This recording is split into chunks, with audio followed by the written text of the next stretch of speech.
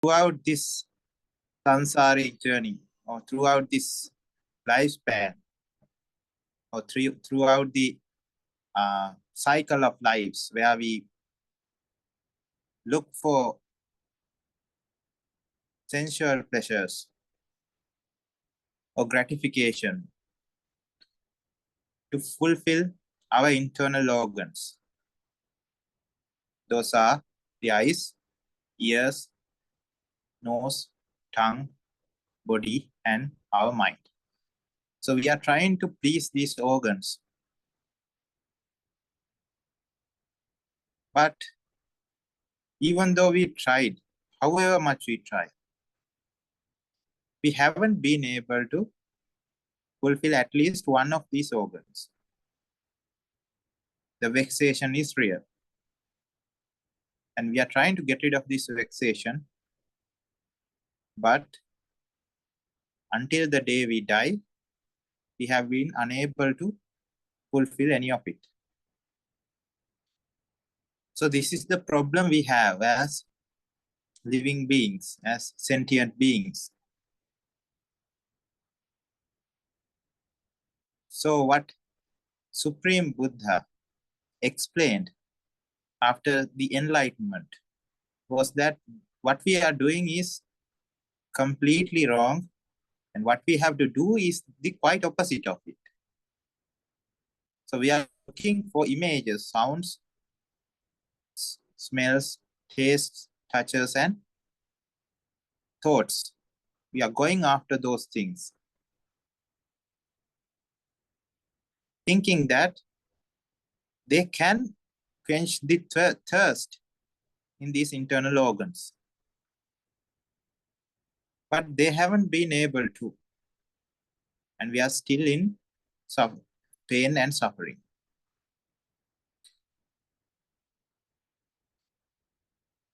And we understood that it is because that not because of the blissful nature in the outside organs, but because of the vexatious nature in the inside or the internal organs that we just discussed.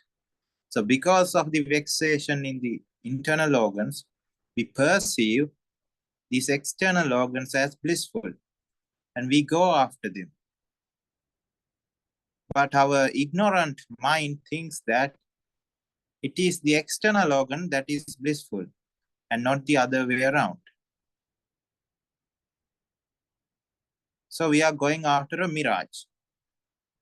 We are going after a delusion.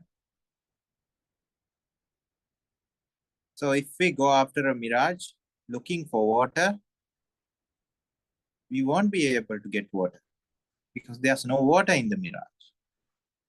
A similar thing happens. Though we try to achieve bliss through these external items, what we get is a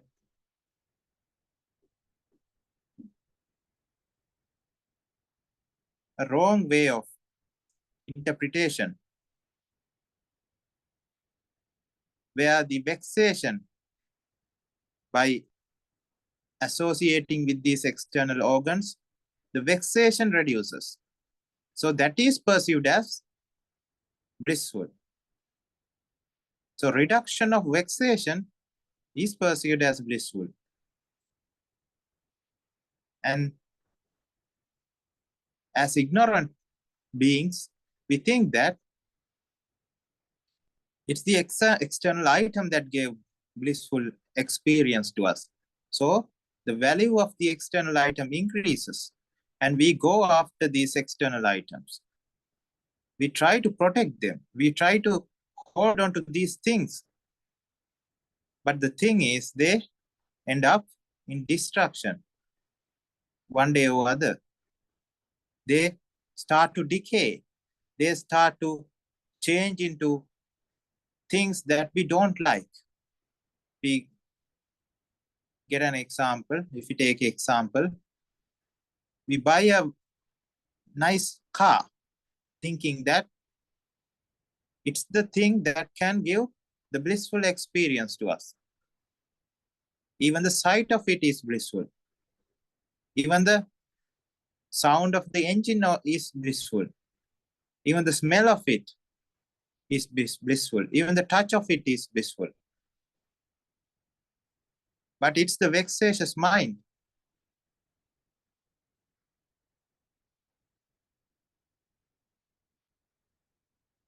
which has given value to these items. When the vexation reduces, you feel blissful. But as you think the external item is blissful, you go after these things, you hold on to these things which can be stolen, which can be damaged, which can be, anything can happen to these things. Finally, they will end up in decay and destruction. That is called Jara Marana. So that is the end of it. And since our idea about the process is very ignorant, we end up suffering because we now get attached to an external item which does not act according to our will or expectation, which is anicca. It is out of our control. So that's what we discussed, and we discussed that this is ignorance, and knowing what is ignorance is not ignorant. So if you know what is ignorance and what is avidya, then you are able to get rid of avidya because you know what it is. And you understand that the internal organs are also useless because they are vexatious. If something is vexatious, we don't want to continue having them. We understood that the external items are neutral. In fact, they cannot give any blissful sensation to us other than the reduction of vexatious internal organ. Also, the reduction of these internal organs tricks us in thinking that these external items could reduce our vexation. But it's not the right idea. It's delusional. So when you understand that, you start to reduce interest in giving value to these external organs, items, and you tend to understand that the internal organs also are vexatious, and you don't want to continue having these vexatious internal organs. So you lose interest in the internal organs as well. This takes time. Gradually, when the wisdom grows, this happens little by little. And finally, you lose interest in both external and internal environment. Finally, and that is the end result called enlightenment, where even you don't even bother to protect or even to latch onto these internal organs, namely eyes, ears, and so on. So when someone becomes fully enlightened or become an arihat, even if someone tries to stab that person, that noble person, that he won't feel that fear and pain, the mental pain especially, felt by the normal person. He won't feel that kind of a pain. But he will feel, if someone stabs him, he will feel the physical pain. You cannot get rid of that. But since he has no value in something, he won't feel that kind of a fear or a mental suffering, kind of a pain. So that's what we discussed. And that's a very brief introduction. So since we have different individuals coming into the discussion from the beginning and as well as very recently. So if you have any questions about, maybe you have listened to the recording, so maybe you haven't. So in that context, if you have any questions, you can ask and we can proceed answering these questions. First of all, thank you very much, Venerable Thero, for giving us that summary explanation. May I kindly invite, as Thero said, for you to either verbally, you can bring out your questions, so feel free to put them into the chat box. I will read it on your behalf. On that note, I'd like to inform Dr. Zhang, I'm not sorry, I'm not sure whether I'm pronouncing that correctly, but your mic is not switched on. But that's not a problem. You can still send it on text or on the chat box, and I can read it for you, just to inform you of that. With that, I'd invite those who are here to ask any questions related, as Thero said. Thank you very much. I think he won't be able to hear us if the mic is not plugged in. I think that's how it works.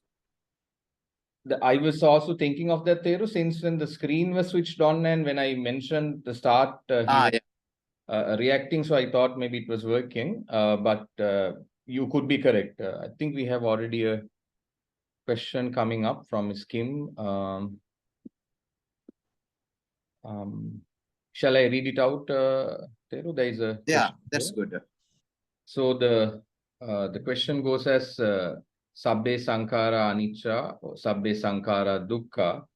How do we apply this to Dhamma practically in our lives? And there is an example she has quoted. For example, I wonder how we meditate in our ordinary life, especially when we are not in a state of suffering or pleasure. For example, when we wake up in the morning, when we wash our face, when we meet someone we know on the street, when we eat, when we clean the house, suddenly we hear the bells, etc. So in ordinary situations, also, how do we apply?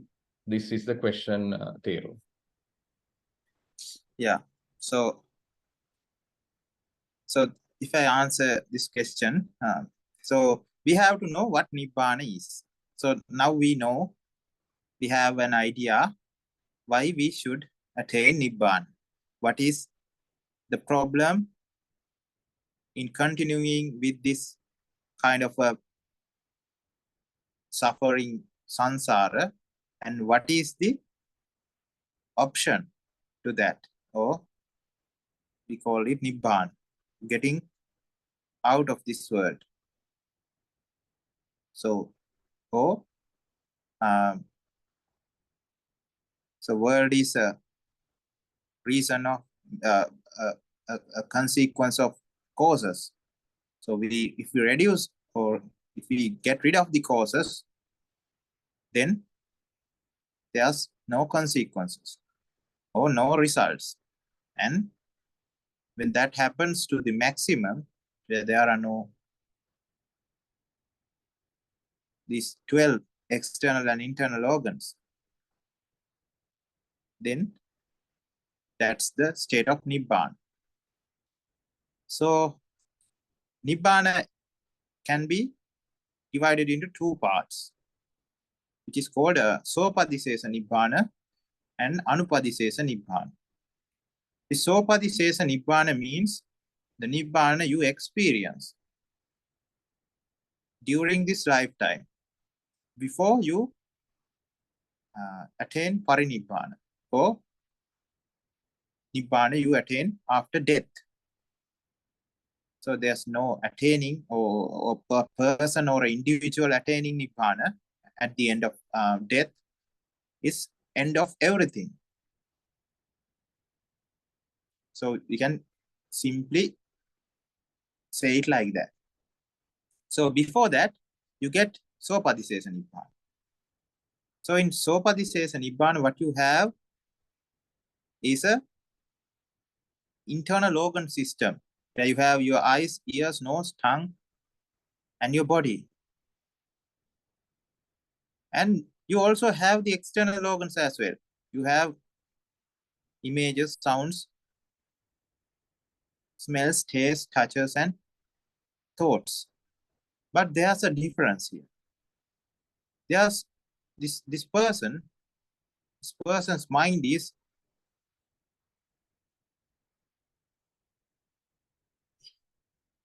devoid of raga, devoid of dvesha, devoid of moha.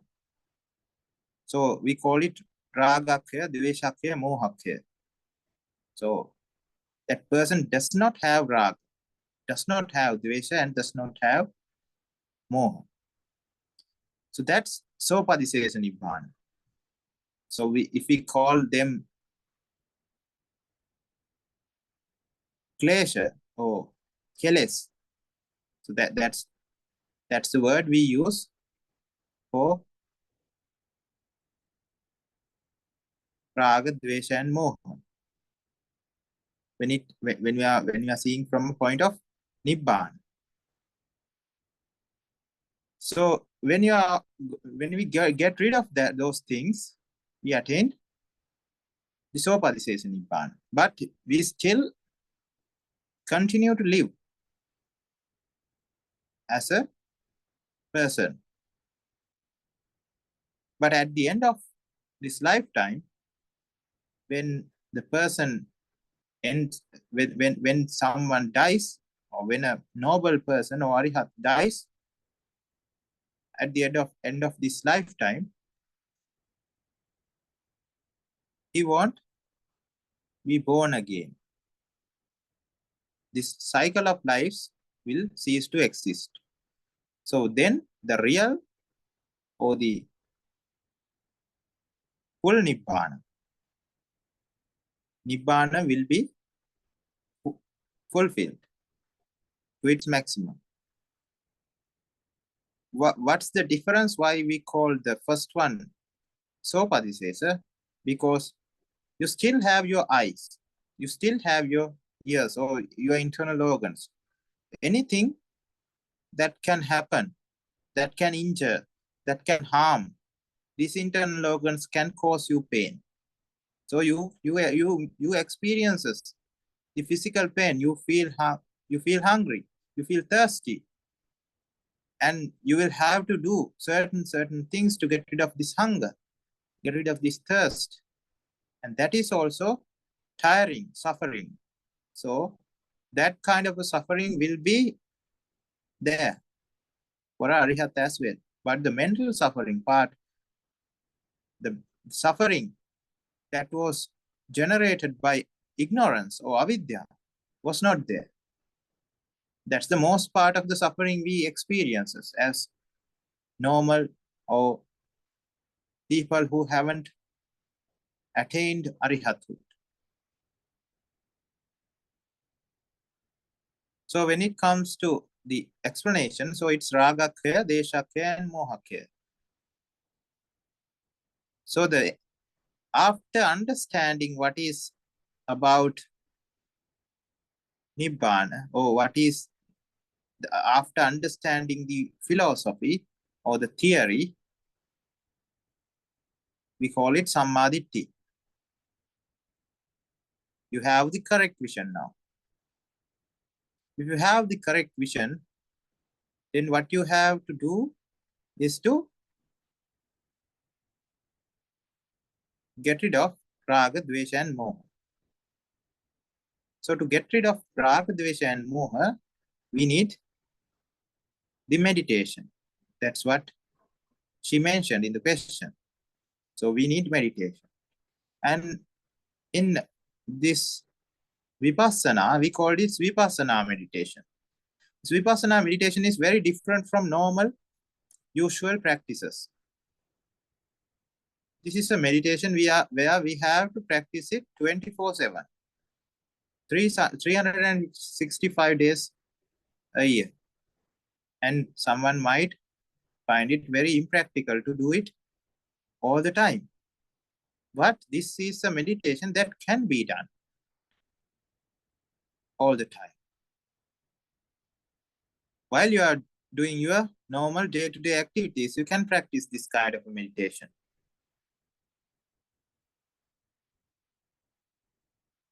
So what we have to understand is what is raga, and what is dvesha, and what is moha. So we'll first understand what is raga. So if I give a simple explanation of the word, it's wandering. Wandering in places where you give value. How do you wander? Using your body, using your words, and using your mind. You have 3 ways to wander. And using these 3 doors to the outside world, you either opens up 1 or 2 or all the 3 doors and you wander.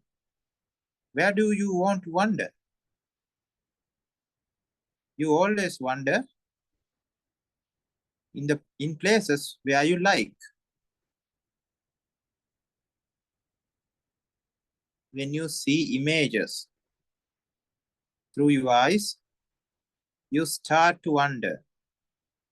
You grab onto that place or image, and your mind starts to wander. You start to think about that image.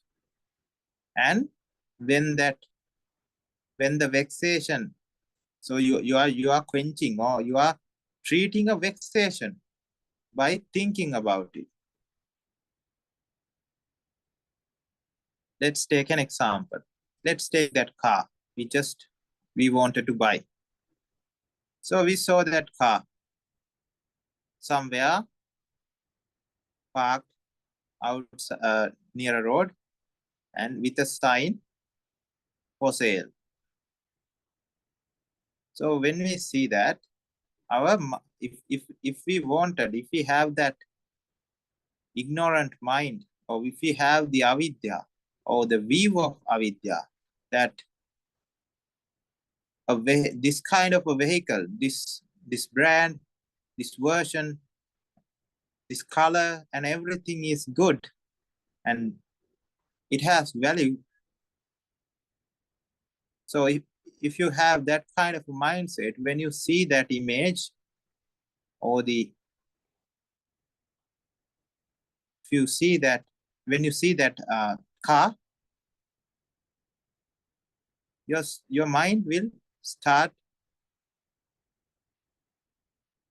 mind will go into a state of vexation. Now, to get rid of this vexation, what you do is you would start creating thoughts. You would start to think, I should buy this someday. I should start earning money. I should start saving money. Or I have this much of money in my bank account.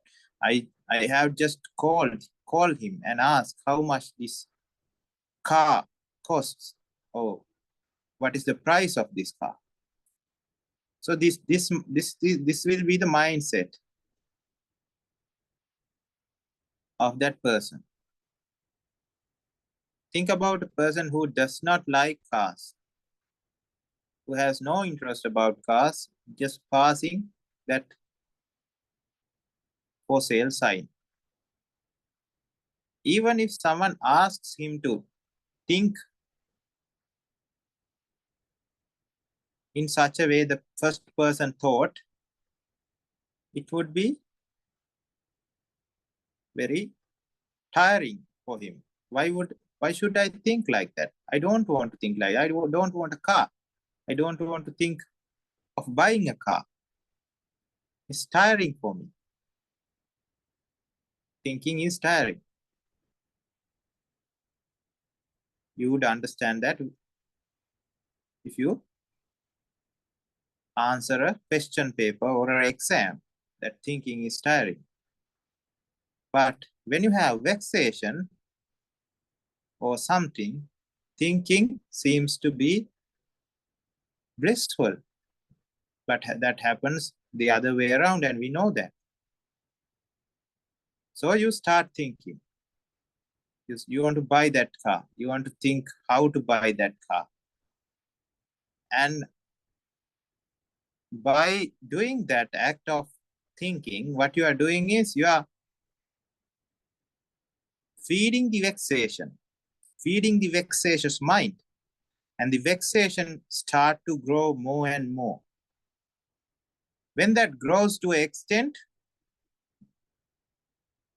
where you cannot treat it by just thinking, now you have to use your words as well.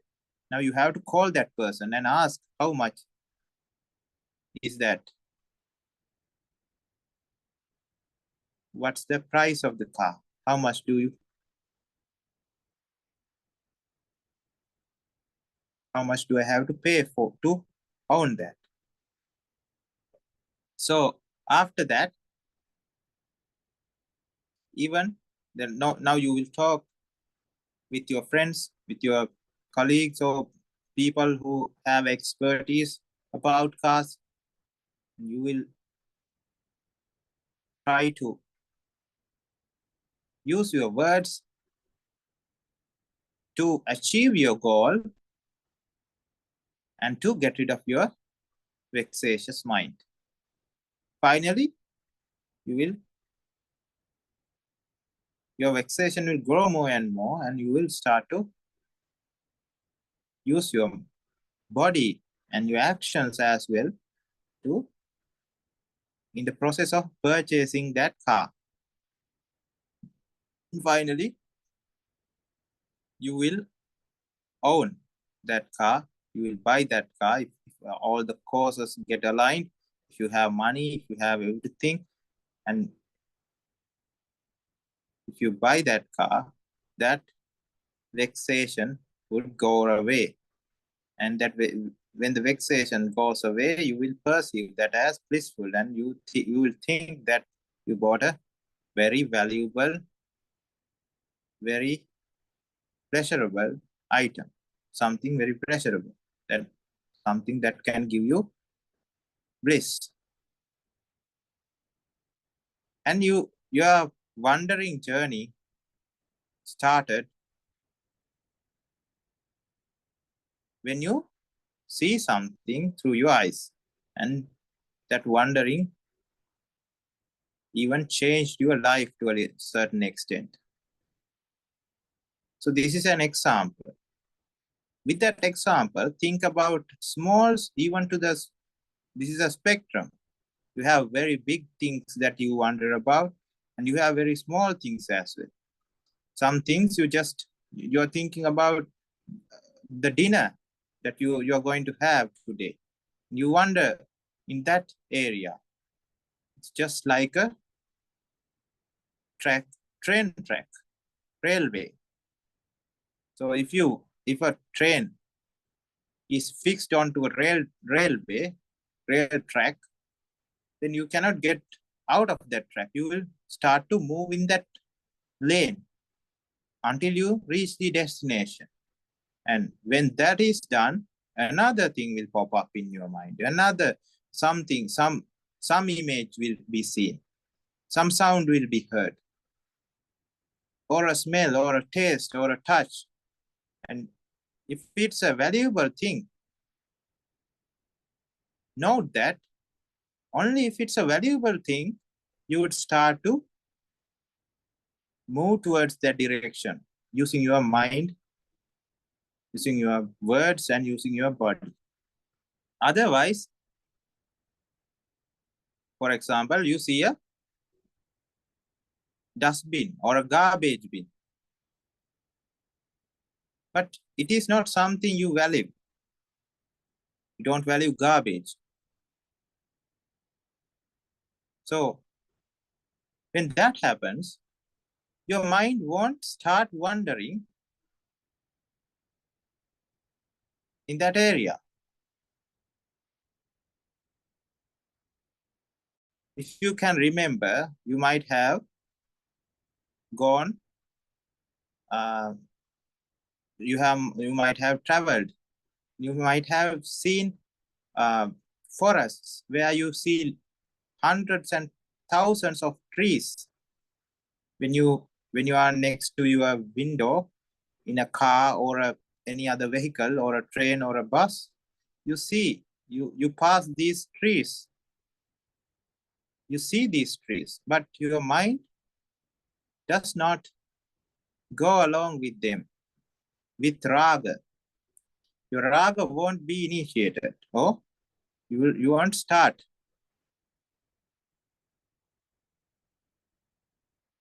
A process of raga at those moments. But in that, if something valuable pops up in that forest, say you saw a very rare species of animal, which you likes, which you have given value, then your head will start to turn all of a sudden. And your eyeballs will start to roll and turn towards that animal. And you would look at that animal until you cannot see it anymore, until the vehicle has passed it to an extent that you cannot see that animal. So it's the nature of raga. So when you have raga, comes dvesha. So opposite of raga. When the object you have given value cannot be attained or cannot be taken through these three doors: mind, words, and thoughts, words, and actions. When you cannot do it, you go to a state of dvesha. Dvesha, if you translate it to English, the simple meaning, it means that second mind. So the first mind is to get attached, to get latched onto something. But when you cannot do it in that way that you wanted, then a second mind arises. And this is equal to fire. This is not sweet as the first one. First one is sweet. You like it, you go after it, you achieve it, and you are happy. But when you cannot do it, to the extent which you have attached to it, you will go to a second state of mind, where you start to collide. This is a conflicting mind. And you will start to get upset, angry. And this is the kind of a mind that you would develop if you have raga.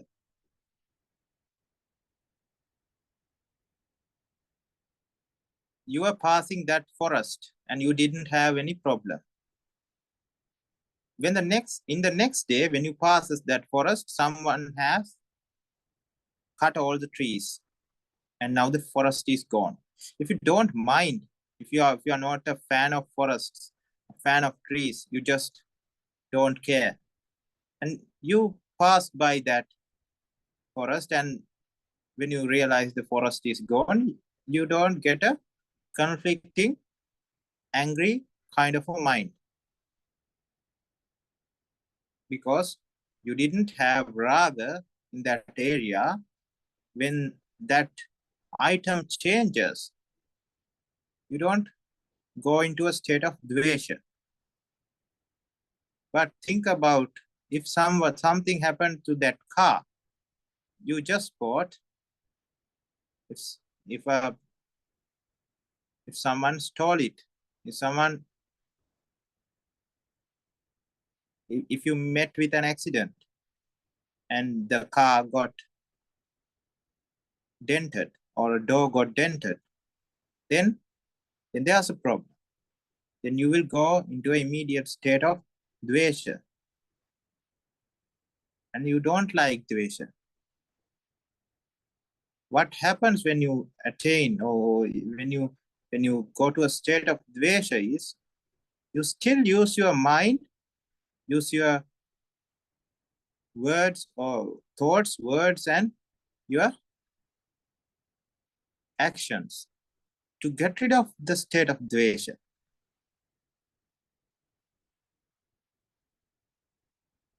So then you will start doing sinful activities. You'll start scolding, you'll start hitting people, you'll start getting angry in your mind and being malicious. So that can happen when you go to dvesha. And all of this happens because of moha. Moha is not knowing the reality. Moha is, if we translate it to simple terms, it says, when you cover up something, say you have a bag and you cover the opening and tie it with some rope. Now you cannot see what's inside that sack, that bag, because you have covered the only opening. So that's moha. When the opening is covered, you cannot see what's inside. You cannot see depth. You cannot see the reality. Then only raga and dvesha occurs. So if 100% raga is gotten rid of, or if you can attain a state of raga care, then you will automatically get rid of the other two as well. And it happens vice versa. So initially, so what moha is always combined with raga. Only because you have moha, you have raga. Only because you have dvesha, you have moha, you have dvesha. So these two couples, raga and moha, dvesha and moha. But raga and dvesha never couples because they are two opposite things. When raga is there, you don't have dvesha.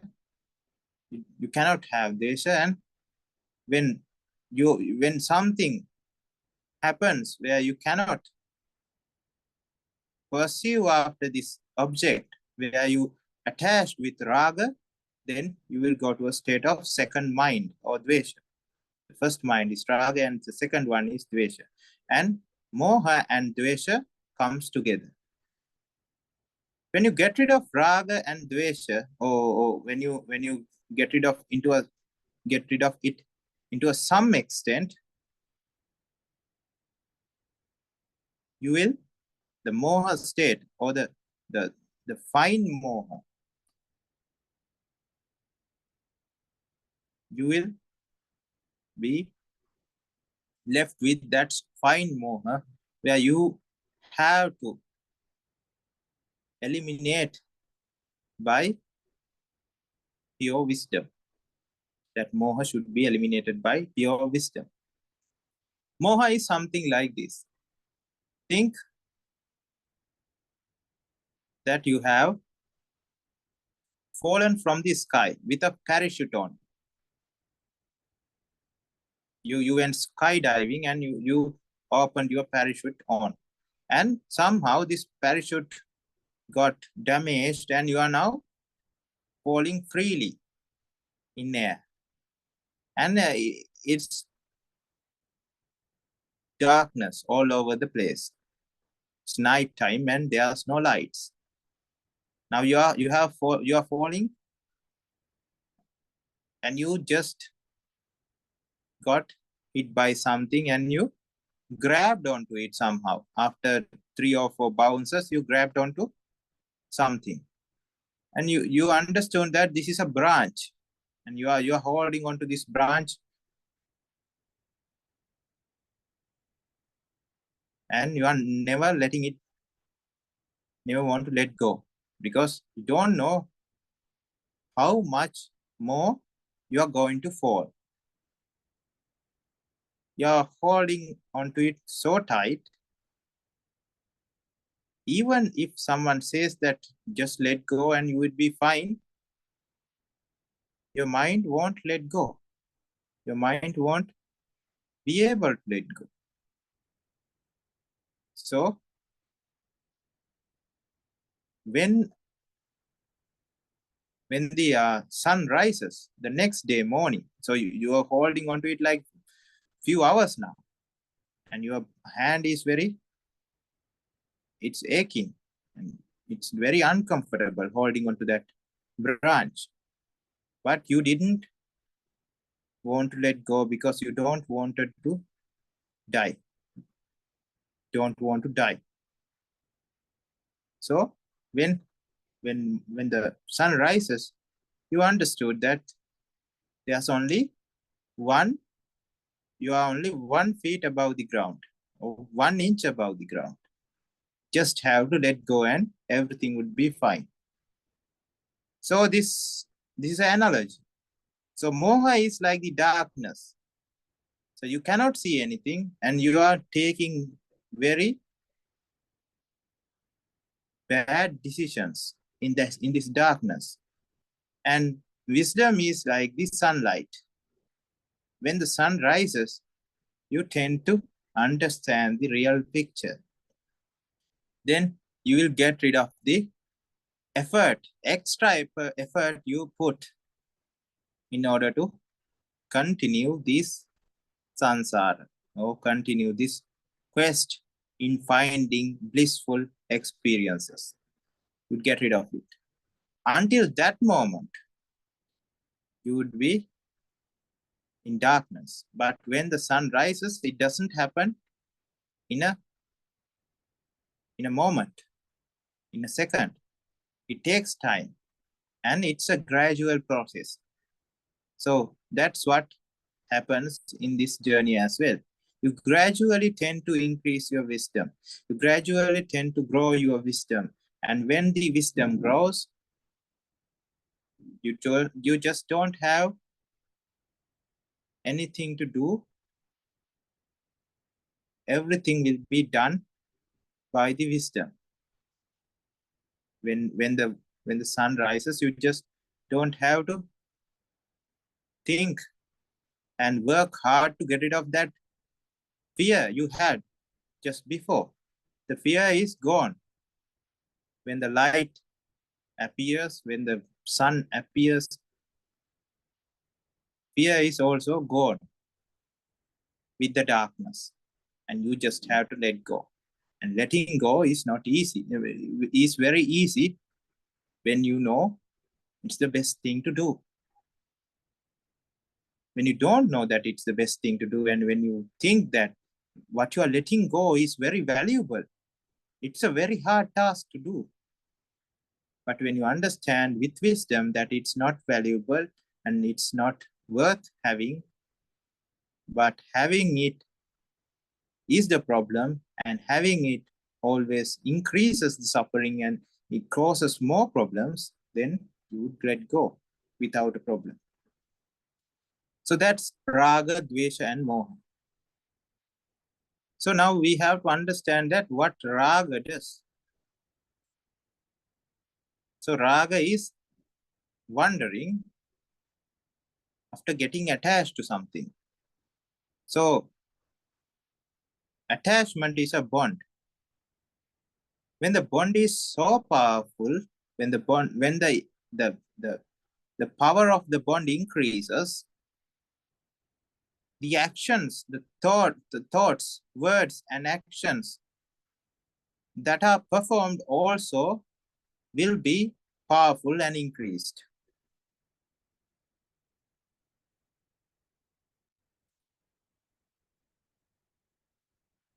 So it will come to a state of greediness. So now we are going to the 10 immoral actions, how we tend to go to do these 10 immoral actions, namely hurting and killing. That's the first one. And the second one is stealing or robbing or taking other people's things without their consent, with a stealing mindset. That's dvesha. That's the second one. Then the third one is having unethical relationships, and the fourth one is lying. Fifth one is slandering. Then the sixth one is using harsh words, and the seventh one is using meaningless words, and the eighth one is greediness, ninth one is maliciousness, and the 10th one is having wrong and distorted views about the world. So these things we tend to, when we do these things, the energy which is generated through these actions tends to increase the samsaric journey, and they tend to make our samsaric journey more worse, because they will drag us to the 4 realms of hell, the animal world, and there are 3 more: Preta world, Asura world, and the hell. These are the 4 places. We'll try to understand how these things get created and why this kind of action can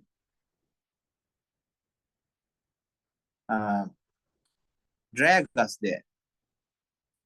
So when the raga increases, it grows to a state of when the bond. Now we are wandering, looking for that valuable thing. And when the value increases, the wanting, the nature of the what do you call, the wanting increases. Now we want it more and more. So when that increases, the bond increases.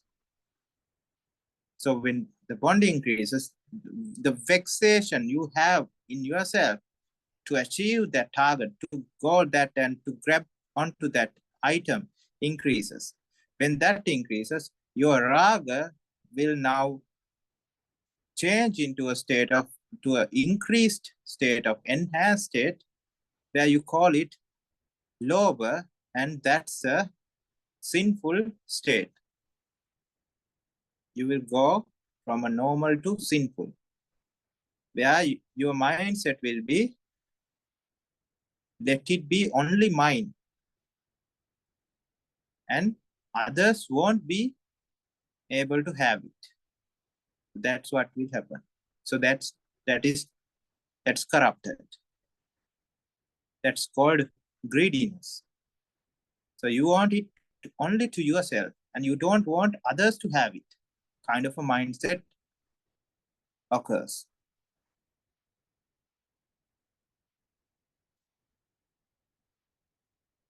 So when it comes to dvesha, so when you are trying to go after that item, when someone objects it, when someone comes in your way, if the bond is so strong that you want it one way or the other, you would not hesitate to kill that person, to hurt that person. So the first one occurs. First immoral action. If something belong to other person, if it's an object that belongs to another person, you would not hesitate to steal it or rob it. So the second thing happens. If it's somebody that belongs to other person, you would not hesitate to have an unethical relationship. So the third one happens. And likewise, lying happens so that you can trick and get what you want. Slandering happens. Same pattern.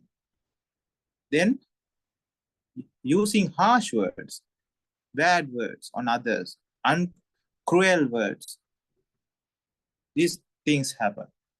And using meaningless words also happens. And we discussed about the seventh one. Then the eighth one, we discussed about the eighth one, greediness, and then the maliciousness. Maliciousness is because of dvesha. You become malignant, you become bad, corrupted, cruel. Opposite of kindness happens. You start to, you get certain kind of thoughts like revenge. And these are all negative thoughts. So final one also happens, that is wrong and distorted views. When you are so attached to that belief or the outside things, you don't care about treating your parents, having responsibilities and caring about your parents, giving alms to to people who live noble lives, like monks and other priests, and you don't care those things because now your raga item that you have, that you value more, is important to you, and these other things are irrelevant. Even your parents are irrelevant. So there are 10 things when it comes to this wrong and distorted views. So that occurs because you have a very narrow view about life and about reality. So that's what happens when raga, dvesha, and moha increases to a state of lobha, dvesha, and moha. So what we are now we explain this in order to understand what we have to do when it comes to the meditation part. So we discussed about the suffering. We did not understood before this Dhamma. So that's called dukkha arya satya. These are the Four Noble Truths. So we understood the reason for this dukkha, or the suffering that we are experiencing out of ignorance. And the reason is attachment. So if we attach more and more, the suffering increases proportionally, directly proportional to the suffering. So we understood that if we get rid of this attachment, then we will get rid of the suffering created by avidya. And the pathway is the final truth in the Four Noble Truths. The final one is dukkha nirodha gamini patipadariya satya. So in this, it describes the noble eightfold pathway. So that is the ultimate pathway to Nibbana. Samma ditti, samma sankappa, samma vacha, samma kammanta, samma ajiva, samma vayama, samma sati, samma samadhi. So these are the 8 parts of the Eightfold Pathway. Samma ditti is the weave. Sangma. Sang means this raga, dvesha, moha. Ma means getting rid of raga, dvesha, moha. Ditti means weave. So we have the correct vision, or the correct view, or the view of getting rid of raga, dvesha, and moha. That's the first part of samadhi, or Aryashtanga Magga, Aryashtanga Magga, Eightfold Pathway. So the second one, we'll move on to the 6th one. So you have to have, 7th one, Samma Sati. Samma Sati means, now comes the meditation part. So Samma Sati means, let's say you have been biting nails, and a friend of yours says that it's not good to your health, to your status, and you have to stop doing this. And you understand his concern and his logic, and you think that I should stop biting nails. But you have grown this habit of biting nails over a decade now, or a huge period of time. So even if you got that correct view of stopping to bite your nails, when you are reading a newspaper, when you are on your phone, when you are doing something, writing something, your hand goes to your mouth and you start biting. But when you get this signal that you are doing the wrong thing, then sati occurs. Samma sati means you have raga, you have dvesha, you have moha. Ma means getting rid of raga, dvesha, and moha. Sati means you get mindful. So you automatically, it's actually not automatically, with your understanding, you tend to realize this is not what I am supposed to do. So just like in the example of biting nails, this is not what I promised myself doing. I promised myself that I would stop doing this, but I am still doing it. And you just got, the action got caught. And now you can either stop it or just continue doing it. But you are now mindful of what you are doing. Just like that, when you are going to raga, dvesha, and moha, you become mindful of what you are doing. That's samma sati. When samma sati occurs, what should come next is samma vayam. That's the 6th one. Samma, you know what samma means now. Vayama means effort. So the effort should be to get rid of that wrong habit. So you are doing the wrong thing.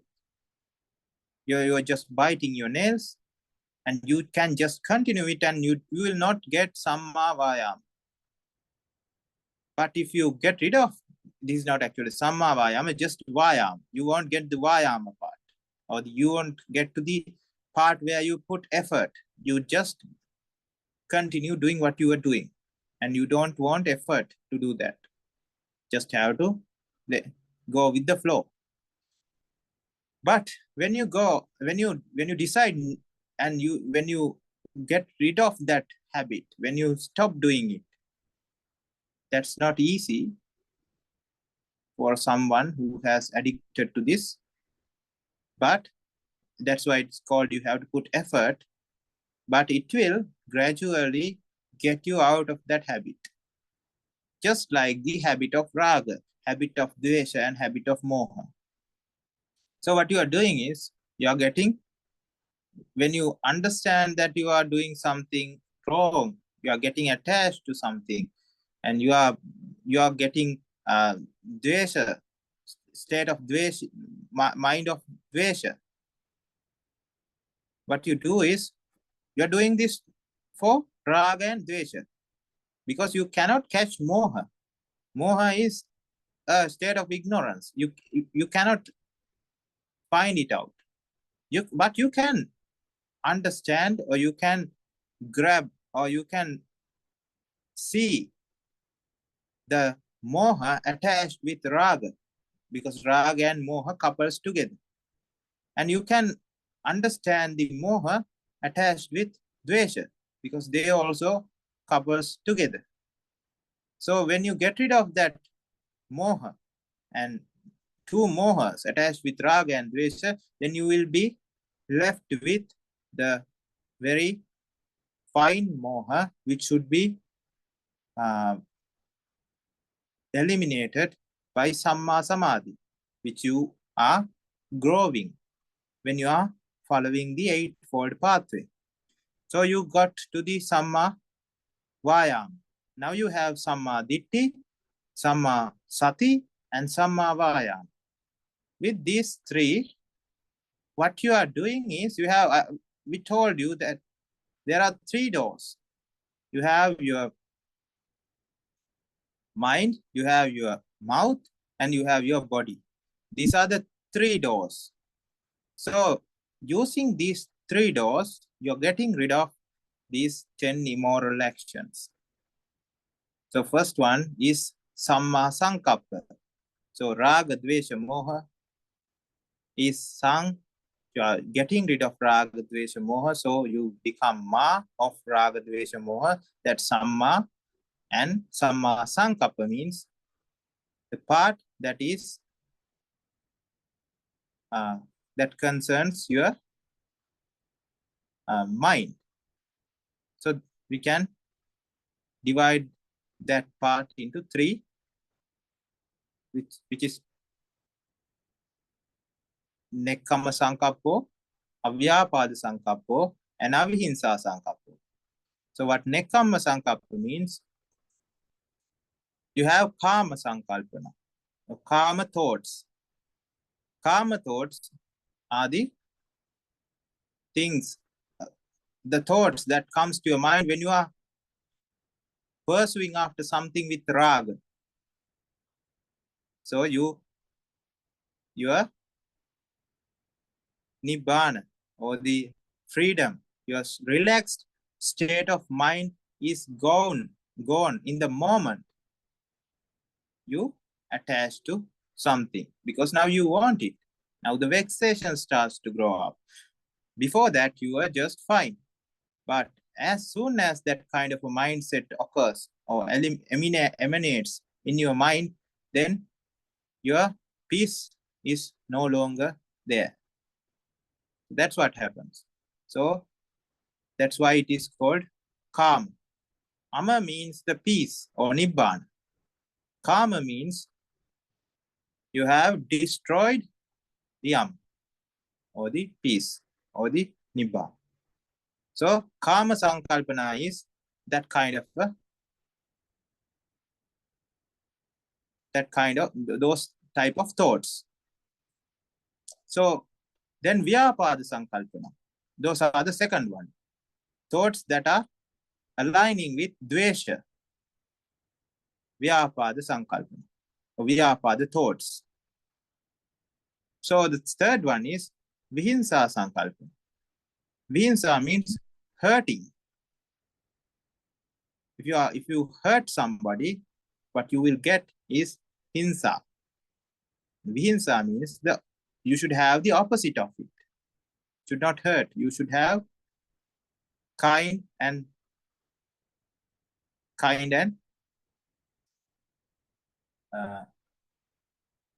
mind, thoughts full of metta. So that's one door that you have to be aware of, and then that door, you have to control that door, and you have to use that door for good, and you have to control the bad habits you had, and you are doing using that door. And the second door is Samma Vacha. You know what Samma is? Vacha means word. So that Samma Vacha has 4 parts. That's getting rid of lying, slandering, and using harsh words and meaningless words. So you get rid of these 3. Then comes Samma Kammanta. Those are the things that you do with your actions that we also discussed, that is hurting or killing people or somebody, not just people, just animals or anybody who has life, except trees and others, because they doesn't have a mind. If someone has the mind, and if you hurt or kill that individual, then that's not Samma Vayama.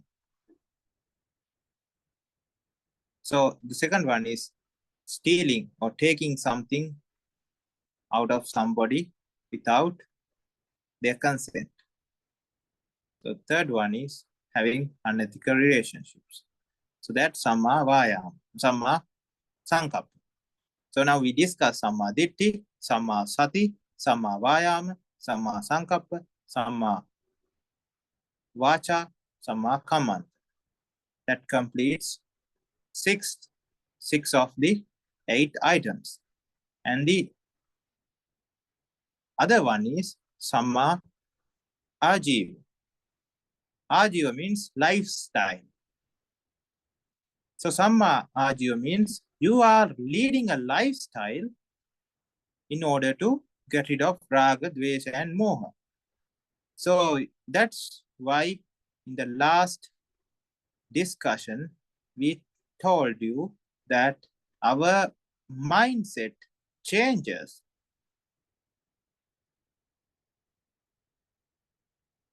And our priority changes to attaining Nibbana, and it becomes the primary goal of Arya's life. So if someone understands what is Nibbana and the value of it, and the uselessness of the worldly objects and materialistic world, then your priority will be Nibbana. And everything, your lifestyle will be changed in such a way that you would always want to achieve Nibbana, and everything else when it comes to life are only to support that. So your job is to support your Nibbana. You're helping others. You are doing your responsibilities and duties to your parents and your spouse and children and everything else also to get rid of this samsaric suffering, because they have to be done. Otherwise, the conflicts will increase. So you want your peace to continue this pathway. So you are just indirectly supporting Nibbana, and Nibbana being the first priority. So that becomes Samma Ajiva. So when you do these 7 items, when you're following these 7 items, a 8th item emanates out of these 7 causes. So these 7 become causes to create this final result, which is Samma Samadhi. And Samadhi is a state of, we just call it concentration in lay terms, but it's more than that. So Samadhi means it's not just concentration. You have Samma. samadhi.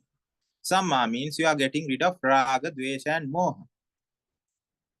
And you get to a state where you continue to have this state of eliminated raga, dvesha, and moha. So your mind continues to have, your mind goes through a period of time where you don't have raga, dvesha, and moha. And that is, reduced raga, dvesha, moha, not to a complete extent, I would say.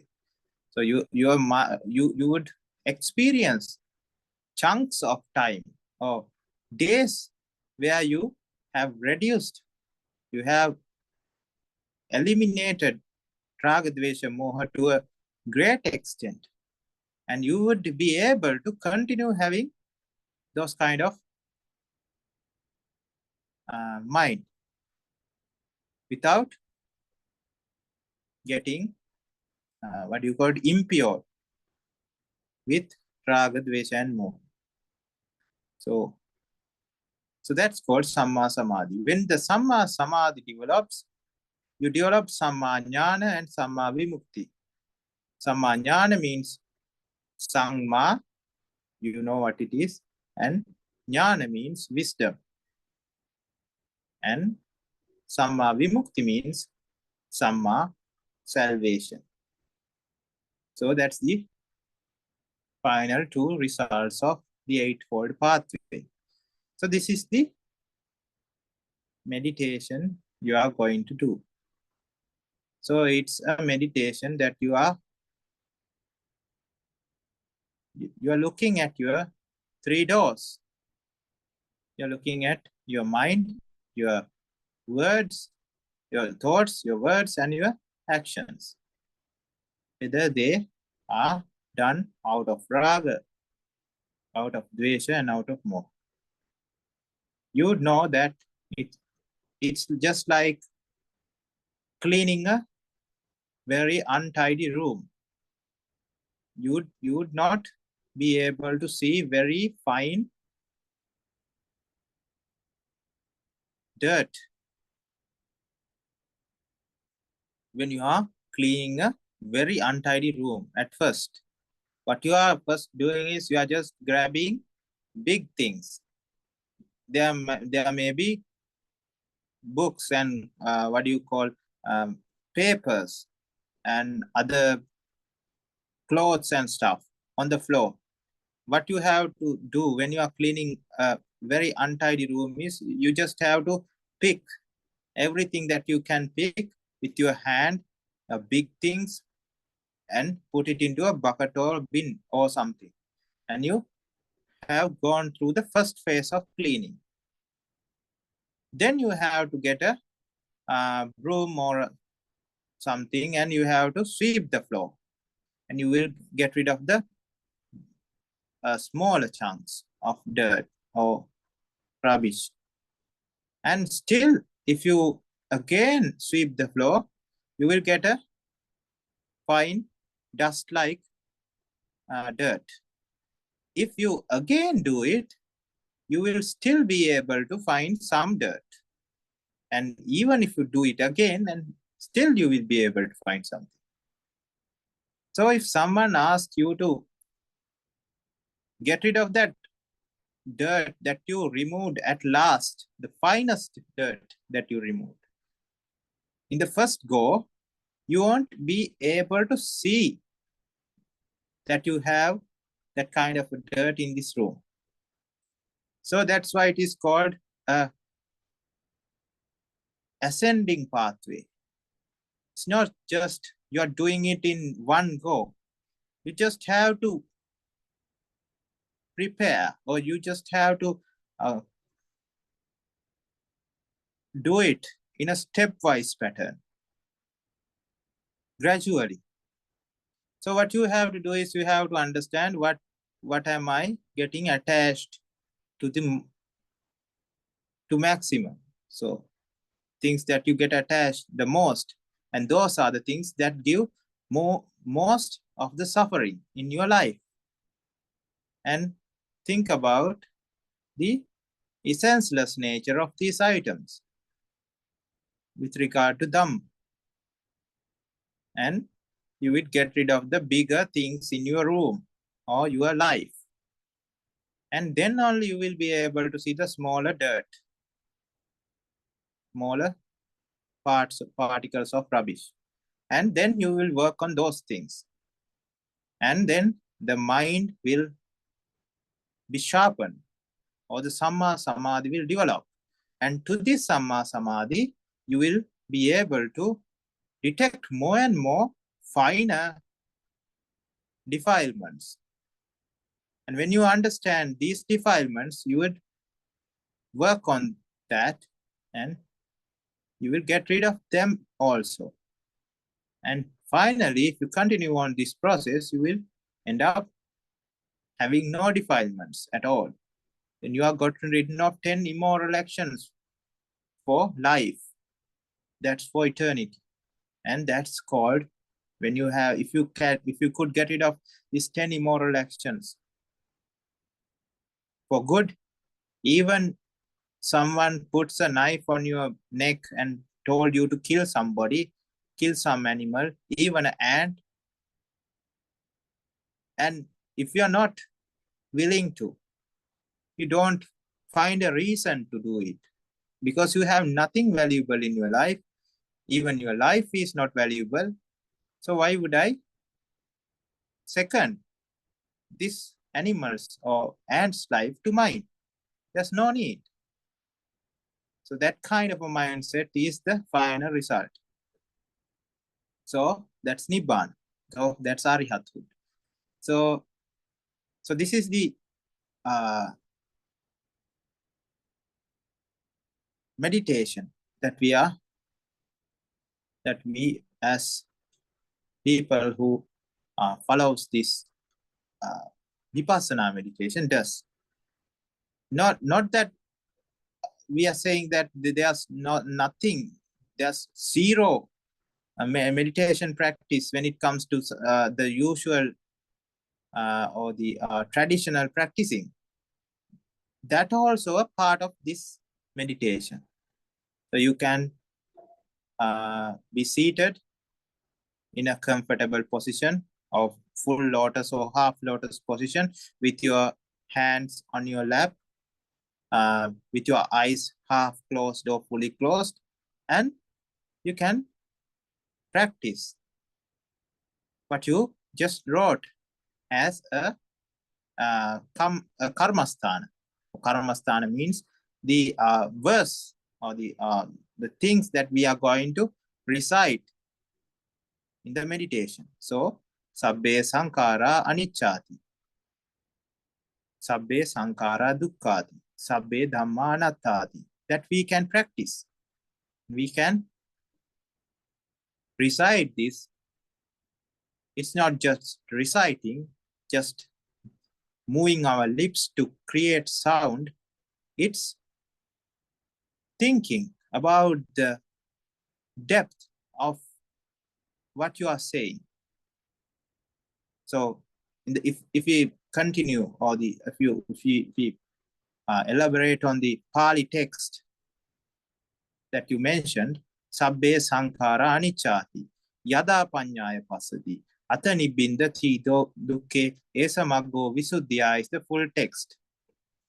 So sabbe sankhara anicchati, all the actions, you cannot do any of these actions according to your expectation or according to your will. In other words, it's a cause and effect theory, or it happens because all the causes align to create the effect. Not that your expectation or your the choice or your comes into play when an action is performed. So that's what happens. That's what is said in sabbe sankhara anicchati. So it's out of your control. So you will admit that you lost. what's the problem of lay people? They are trying to win a lost battle. You cannot win a lot. You cannot win if you are already lost. You cannot control it, but you are trying your hardest to control it. So if you understand that, when you understand that you have already lost, then you understood that sabbe sankhara anicchati yada panyaya pasati. When you attain, or when you get this wisdom, atani bindati dukke, you would get rid of the suffering. And this is the pathway to enlightenment. Esa maggo visuddhiya. Sabbe sankhara dukkhati. So these actions, since they cannot be controlled, they are full of suffering. It has a suffering or tiring part to it. Every action has a tiring part to it. Even though we do not realize because of the blissful feeling that it gives. But without the blissful feeling, if we isolate the action and see, it always has a tiring component or suffering component to it. And this suffering, we are willing to engage, or we are willing to do that action and bear that suffering because we think that we can control. We are able to control. We have the control. But since we don't have the control, that's suffering, because you will end up in a result that you don't like. And that's suffering. Sabbe sankhara dukkhati yada panyaya pasati. If you understand this wisdom, if you understand this, then that's a wisdom. Atani bindati dukke. You get rid of the suffering, and esa maggo visuddhiya. And this is the pathway to enlightenment. So the third one is sabbe dhamma anattati. So when it comes to sabbe dhamma,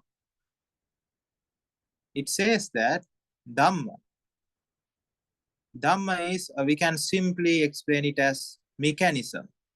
So there are various kinds of mechanisms.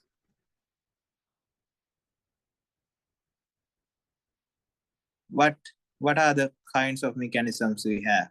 We have the mechanism that creates a human. We have mechanisms that create dogs, cats, cows, gods, brahmas, hellish animals, or hellish beings, and all the beings in the universe. We have mechanisms. And we have mechanisms to be Buddha. Buddha means getting rid of this bhava, state of beings. So if you get rid of all the state of beings, that is Buddha. So that is also a mechanism. So we are learning this mechanism right now. So we can learn how to become a god and that mechanism, and we can become a god. And we can learn how to become a Brahma, or a person who does not enjoy sensual pleasures. That's a different kind of a god. Brahma gods, we say. So this can be achieved if we follow the mechanism. If we follow the mechanism of Buddha or Buddha Dhamma, then we will attain supreme bliss or Nibbana. So there are different kinds of mechanisms, and we call them Dhamma. So we have human Dhamma, godly Dhamma, and Brahma Dhamma, and Buddha Dhamma, and everything. So even though we have various kind of Dhamma, it says that sabbe dhamma anattati. Yes, out of this, all the Dhamma, Buddha Dhamma is the highest and the most sacred thing that we can and achieve or we can understand. And it is the rarest to find. It is the most valuable thing. But when it comes to Nibbana, we are not grabbing onto Buddha Dhamma as well. We should not grab onto human Dhamma because we won't be able to exceed human nature.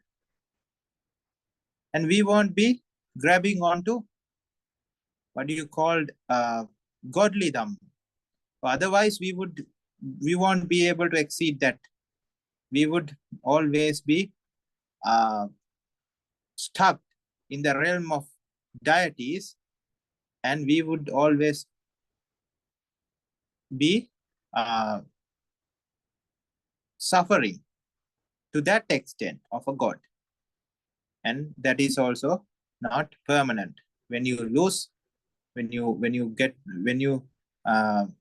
all the power that keeps you there reduces and vanishes, and you will then again fall onto other realms, and you will still go to hellish hell and animal world and everywhere, because if you do those kinds of immoral actions, wherever you are generating bad energy that eventually drags you to those kinds of places. So when it comes to Buddha Dhamma, it also says that you should not grab onto Buddha Dhamma as well. So it is just like Supreme Buddha says that it is just like a boat that you use to cross the suffering samsara, or the suffering. We can compare the suffering samsara to a dreadful ocean. Now we are using this boat in order to cross this dreadful ocean to the other side. And after crossing it, we are not going to keep this boat on our shoulders because we are so much attached to it and take it. No, we just used it to cross the ocean, and then after that, there's no use with a boat. Just like, if we give another analogy, we use that broom to sweep the floor and to clean this mess full of defilements and everything. So after cleaning, if we put that broom in the middle of the room, it becomes a piece of rubbish now, because everything is clean and tidy, but we have a broom in the middle of the room, and that seems that it is out of place. So what we have to do is after, but we cannot do it middle way or even before doing it.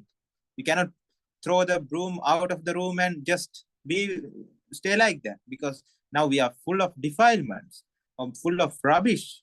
What we have to do is we have to just clean the floor and use this broom to its maximum so that we can get rid of all the defilements. And when all of it is done, then we don't need this broom as well. So we can keep that also aside. So that's what this final verse is about. Sabbe dhamma anattati. All the dhamma are essenceless. There's nothing valuable in them. So I explained why it says like that. So initially you should put it to all the dhamma except the Dhamma that you are using.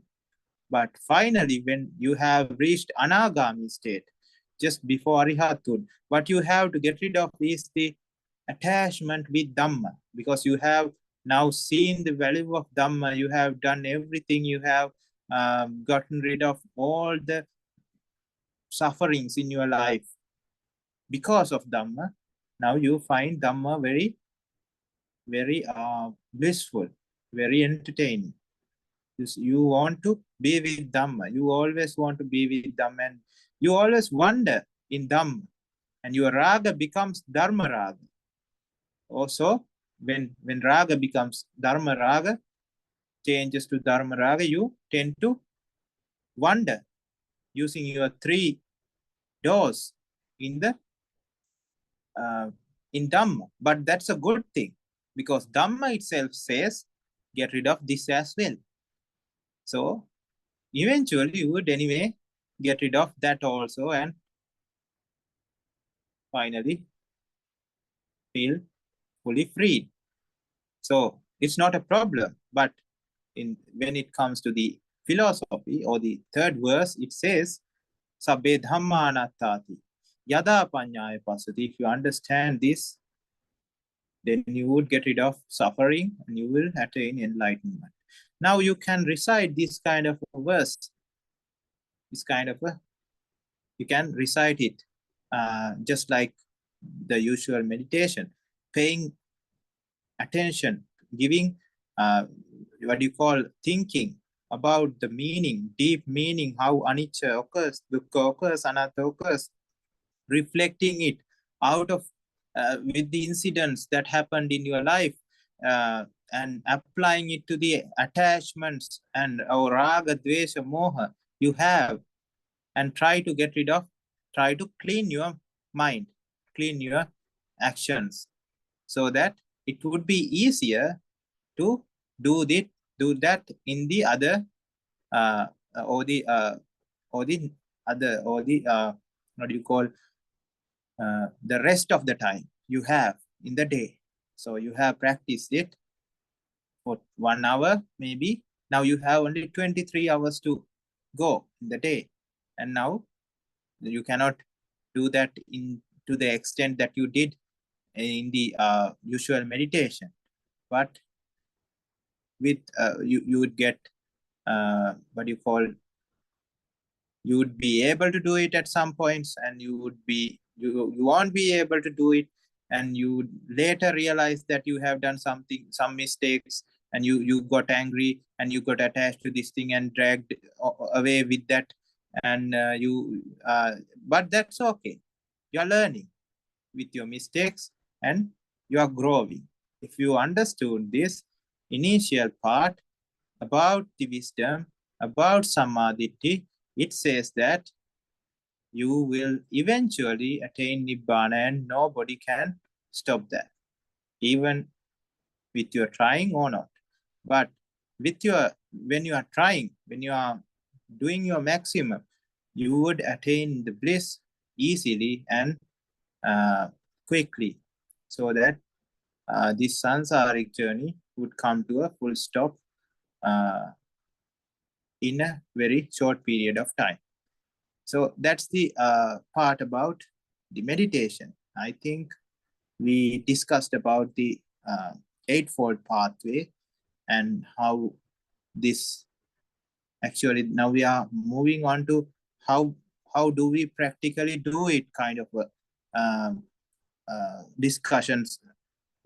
So so if you have any questions about what we discussed, I think it took like 1.5 hours so to answer this question, because it's a very deep and very essential question to answer. So if you have more questions about this or any other thing, you can ask. Thank you very much, Thero. I think that explanation would have covered many things. So it was, I think, as you said, a very valuable one. So let's open the floor for any further questions. Thank you from the bottom of my heart. Excuse my English. So, Yeah, thank you. And thank you for the PDF file you sent me. I will study it right away. And while studying the translation of sermon by Haraka Thero, I was really curious about how the monastery monk apply it in our daily life. In other words, should I always sincerely memorize Buddha Dhamma Anicca Dukkha Anatta and apply it to my daily life?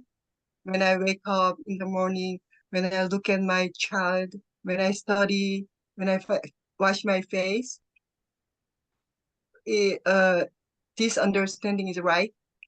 yeah.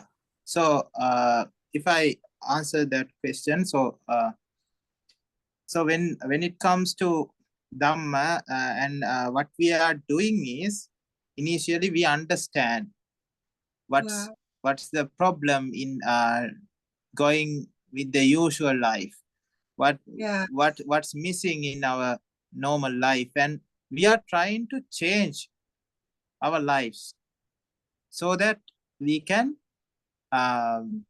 so it's actually what Dhamma does is the practice of Dhamma does is our architecture or the structure in our lifestyle changes from a lay lifestyle to a noble lifestyle. So that's what happens over time.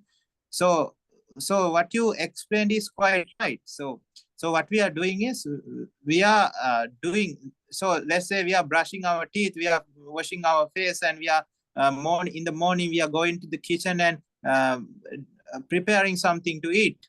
And during these actions, before understanding Dhamma, what we did was we were just blaming somebody and doing it. We were attaching to something, and we were attaching to this food item and preparing it, and without understanding the reality of the world, and we were doing it in a different way. Now that we understood Dhamma, we are still doing that. We are not stopping brushing our teeth. We are not stopping washing our face. We are not stopping the preparing of food, but we are preparing food, and our mindset or our thinking pattern totally changes. We are preparing food, and we think about how this food can help me to understand or to get energy to do my work throughout the day, and there's nothing to grab onto or nothing to get attached to in this meal, because it will eventually end up in Jara Marana. If I get attached to it, and if I get attached to the external object, I would finally end up suffering because I will have to part with it, because the sensation of touch, when the food item touches the taste buds of the tongue, then only the spark of feeling, the blissful feeling occurs. In order to create that feeling again and again, what we have to do is we have to start munching. We have to put this ball of food in our mouth to that in such a way that it touches our tongue in different places, so that we can experience the blissful feeling again and again. But still, even if we try to do this, we would find it tiring, and we would the vexation would build up to an extent that we would want to swallow it. We won't be able to feel that blissful sensation and go on.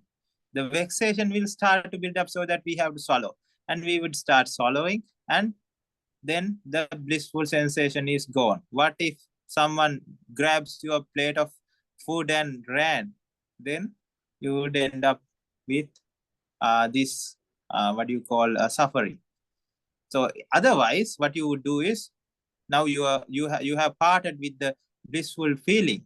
You found it valuable, which you found very valuable. So you would quickly grab another bite and do the same thing, and the result will be the same.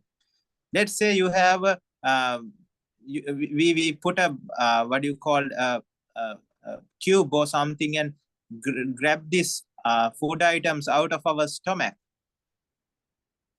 There's a apparatus called peg, which you can insert into the outer abdominal wall, and you put it into the stomach, and you can inject food directly to the stomach, bypassing the esophagus and the mouth.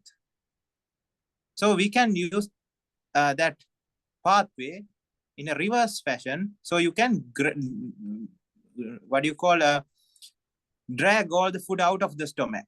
So you would always feel hungry. If that's the case, however much food you try to eat, you won't be able to fulfill the taste or the need or the hunger for taste. You won't be able to fulfill that, because it's not the taste that you get filled, you are not able to fill up or get rid of the vexation that you have for taste. You are just filling up your body or filling up your stomach, so that the need for food just goes away, but not the need for taste. It's not about the filling of the belly. It's about eyes touching images, ears touching sounds, nose touching smells, and tongue touching taste. That's where the connection happens. That's where the insatiable need occurs. So you think about that kind of, in that kind of a way. I should not get attached to the taste of this thing. I am just having this meal in order to do my daily activities, so that I can fulfill this pathway and attain Nibbana. So that becomes a Samma Ajiva, or a Samma lifestyle. And that becomes a Samma Sankappa. That means Samma thoughts. So you are doing your daily activities, and you are just practicing your meditation, or Aryo Attangiko Maggo, or the Eightfold Pathway.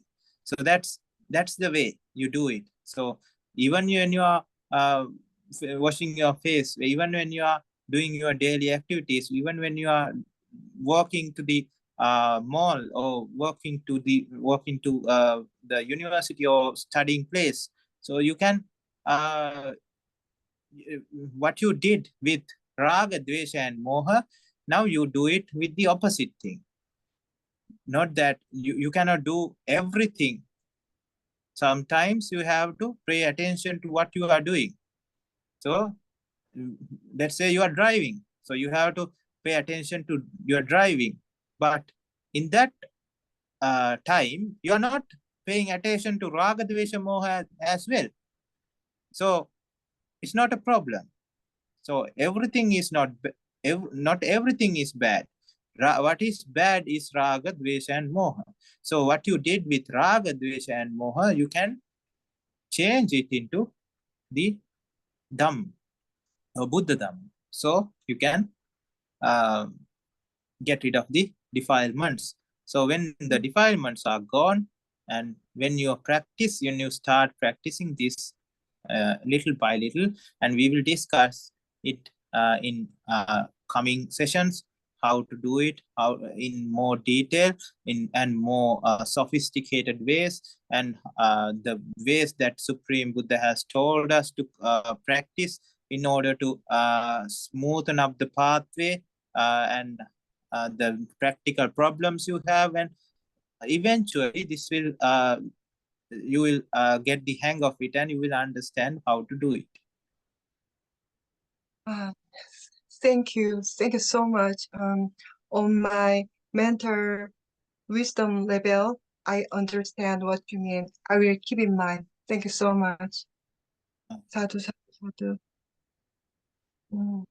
And can I ask for sermon next time, how this connect to the perfect removal of Sakaya Ditti?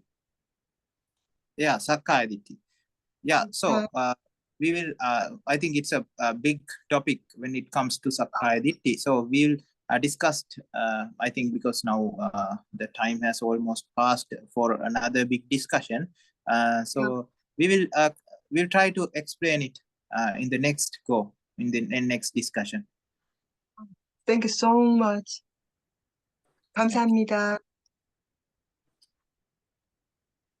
So if anyone have any questions, you can ask. Thero, shall we open it up for one more question, maybe, before we wind up for the day? If there are others who would like to ask any questions from today's participants. Yes. Okay. If there are others who would like to ask any further questions, we probably can take one more question. Feel free to either ask or to put it in the chat box.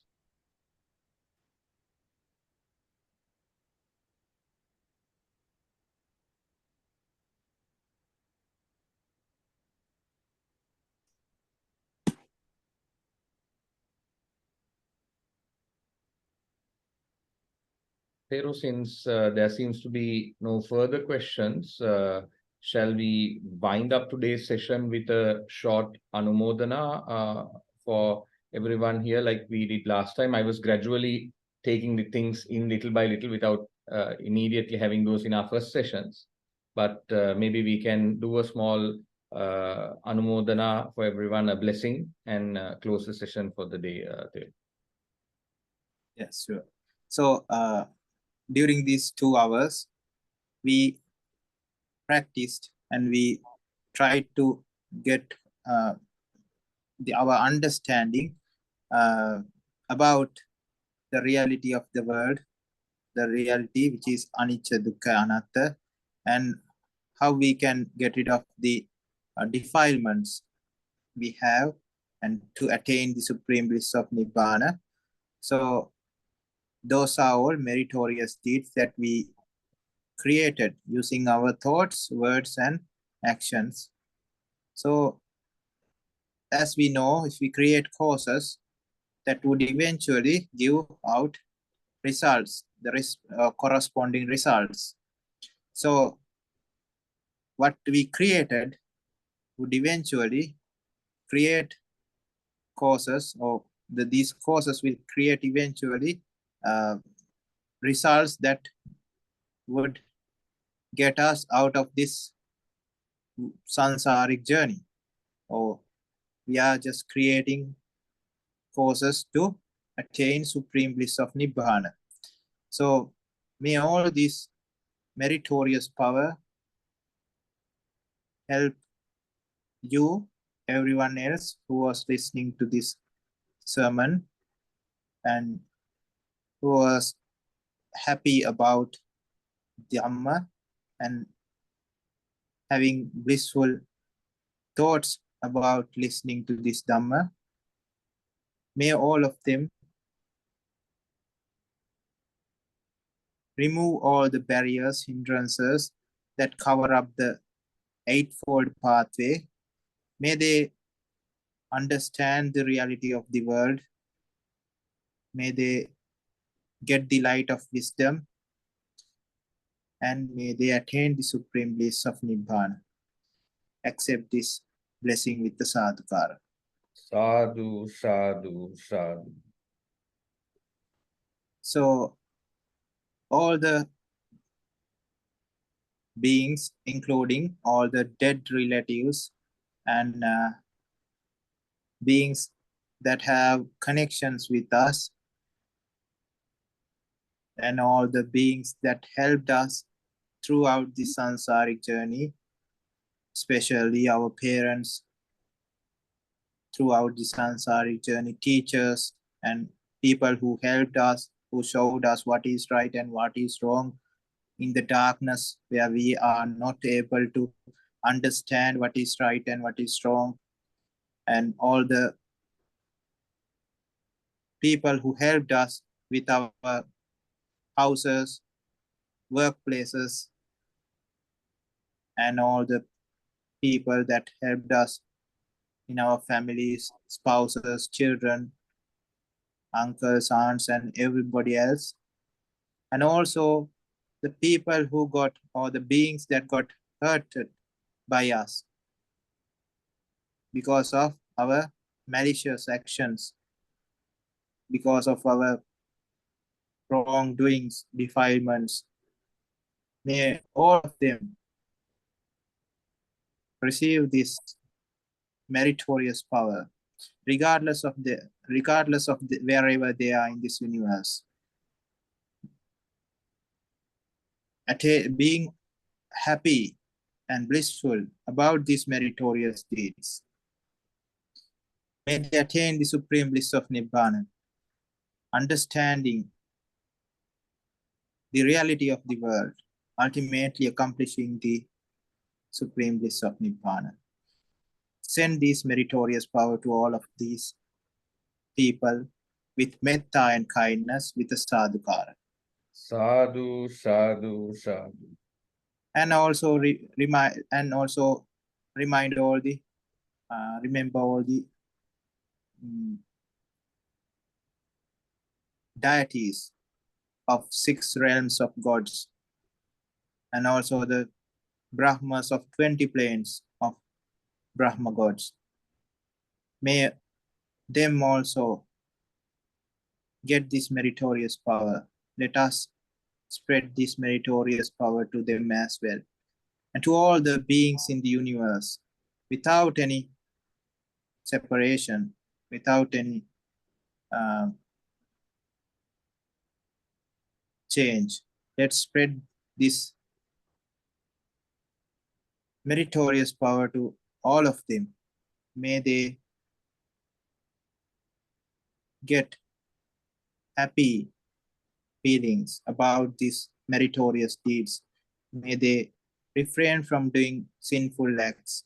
May they get rid of the defilements. May they attain the supreme bliss of Nibbana and ultimately understanding the reality of the world. Let's spend this meritorious power to them as well, with metta and kindness, with the sadhukara. Sadhu, sadhu, sadhu. So today, everyone were able to discuss and understand the core concepts of Dhamma, especially the way how we are going to proceed, the practical way of completing the pathway to supreme bliss. And may everyone understand the pathway to the supreme bliss, and may everyone be able to complete the pathway until they achieve and attain the supreme bliss of Nibbana. So, Sadhu, sadhu, sadhu. Abhivadana Silisa Nichang Vada Chaino Chataro Dhamma Vadanti Ayuvanno Sukambala Ayurarogya Sampatti Sabda Sampatti Mevacha Ato Nibbana Sampatti Minati Samichyatu Supateva. Sadhu, sadhu, sadhu. With that, we thank Dhammadassi Thero for the time taken to both preach as well as explain the Dhamma to us. Thank you very much, Thero. We finish off the session with blessing to Thero as well as everyone else. Theruvan Saranai. Supateva, Theruvan Saranai. Bye.